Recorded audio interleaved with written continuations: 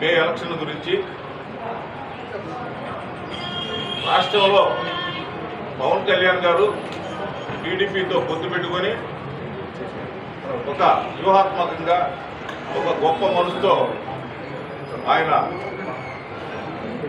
ఈ వైసీపీ ప్రభుత్వాన్ని ఈ వైసీపీ అరాచకాల్ని మార్గాలని ఆలోచనతో పొత్తు పెట్టుకోవడం జరిగింది. అలానే బీజేపీతో కూడా. ఈ సందర్భంగా దాదాపు కాపు కమ్యూనిటీ రాష్ట్రంలో దగ్గర 30% ఉన్న పరిస్థితుల్లో గుంటూరు దగ్గర నుంచి రాయలసీమ వరకు కూడా 7 జిల్లాల్లో గుంటూరు, ప్రకాశం, చిత్తూరు, నెల్లూరు, కడప, కర్నూలు, కడప, అనంతపురం ఈ అన్ని జిల్లాలకి వైసీపీ ఇచ్చిన సీట్లు కూడా ఈ పొత్తు కార్యక్రమంలో టీడీపీ, జనసేన, బీజేపీ ఇవ్వకపోవడం అనేది చాలా బాధాకరంగా భావించి అందరూ కూడా మనస్తాపానికి గురైనటువంటి పరిస్థితులు కనపడతా ఉన్నాయి. ఎందుకంటే టీడీపీ, జనసేన, బీజేపీ కలిసింది రాబోయే ఎలక్షన్లో పండుగ వాతావరణంలో ఈ సమిష్టిలో దాదాపు అత్యధిక సీట్లు సంపాదించి కొత్త ప్రభుత్వాన్ని ఏర్పాటు చేసి చంద్రబాబు గారు అట్లనే పవన్ కళ్యాణ్ గారు ఒక గొప్ప రాజకీయ పరిపాలన అందించాలని ఆలోచనతో ఉన్న తరుణంలో ఈ సీట్లు పంపిణీ కార్యక్రమంలో చాలా ఘోరమైన నష్టం జరిగిందనే ఆలోచనలో అందరూ కూడా భావిస్తూ ఉన్నారు. కాబట్టి అవ్వచ్చు చేసి ఖచ్చితంగా కూడా మాకు న్యాయం చేయాలి.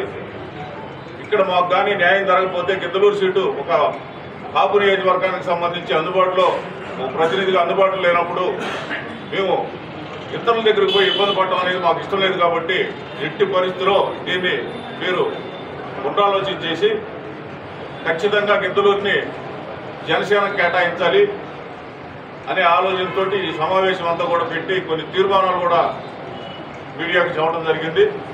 ఈ సందర్భంగా పవన్ కళ్యాణ్ గారు చంద్రబాబు గారు జైల్లో ఉన్నప్పుడు ఏ మంచి మనసుతోటైతే పోయి ఆయన ఆపదలో ఉన్న పార్టీని, వ్యక్తిని అండగా ఉండి గొప్ప మనసుతో ఆయన మద్దతు తెలియపరుస్తున్నది అదే కోవగా